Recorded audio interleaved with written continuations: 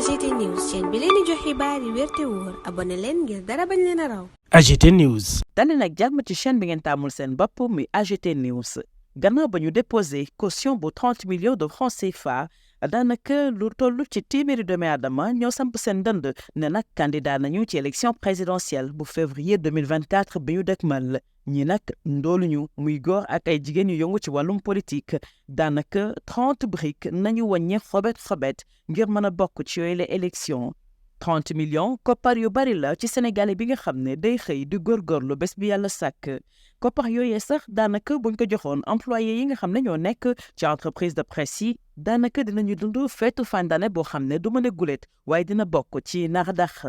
ñenn ci góor ak jigéen yi nga xam ne nag ñoo déposé seen caution am nañu yaqin ne daañu leen delloowaat seeni koppar ndax nag dañu jàll ci parrainage bi nga xam ne ci nañu sóobu buñ ci génnee nag beneen pàcc bi ñu jëm mooy ñu mel ni rek ay jaaykat dem di marchander ñi ñu ne yaay ñoo topp ci seen ginnaaw bu ko defee bu élection présidentielle bu février 2024 rombee ñu mën di dund ni ay borom alal la am na nag ñoo xam ne ci diggante bi daanaka dellu nañu ginnaaw ci dogal bi nga xam ne jëloon nañu ko bu ut benn candidat bu nu wóolu topp ci ginnaawam mel ni dongoro ñooñu seen candidature du woon dëgg bluff dong la woon loolu nag mooy li ñaaw ci langue politique yi fii ci réewum Sénégal am na ñoo xam ne amuñu fulla amuñu fayda ba idéologie yi deewee fii ci réewum Sénégal la ñu daal di fésal seen engagement ci langue politique li leen ci dugal du lenn lu may business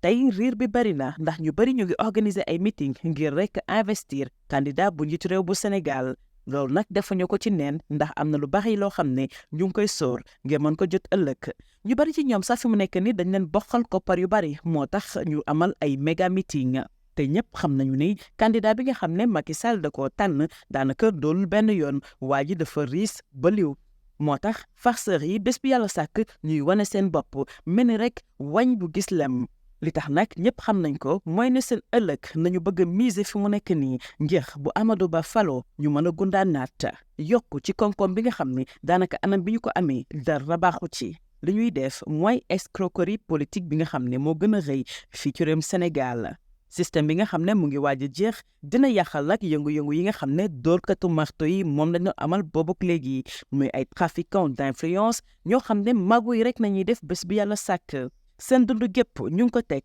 ci door marto ñu gis ci beneen wàll na it am nañu yor koppar yu bari waaye nag wóoluñu candidat bu njiitu réew bu Sénégal bile moo tax 15 duñu ko dépensé ngir organiser ab meeting jàpp nañu ne loolu yàq koppar la ndax nag xamaguñu ëllëg suñuy teg seen tànk ndax seen mbër mi dina gañ a am déet waaye nag ba fii mbir yi demagul fenn ndax ñu ngi xaar liste bi nga xam ne conseil constitutionnel dina ko siwal ñu xam kan mooy kan li mu ne woon jàngatu kàccox bi ñu génn ko ci yéenekaay bi di Le Témoin. AGT News. Par ici, les troubadours. Après avoir déposé la caution de 30 millions de francs CFA, ils sont ainsi une trentaine à faire acte de candidature pour la présidentielle de février prochain. Pas pauvres, ces charmants messieurs et dames de la politique. 30 briques, une jolie fortune pour le gorgorlou sénégalais.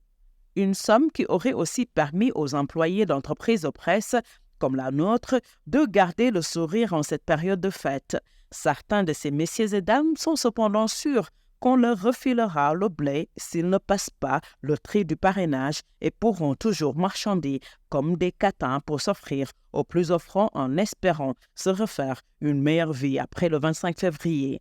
D'autres, après avoir désisté, ont vite fait de se ranger. Leur candidature, c'était du bluff. C'est le côté malsain de la politique à Galsen, où des gens de peu de vertu, depuis la mort des idéologies, font de l'engagement politique un véritable business.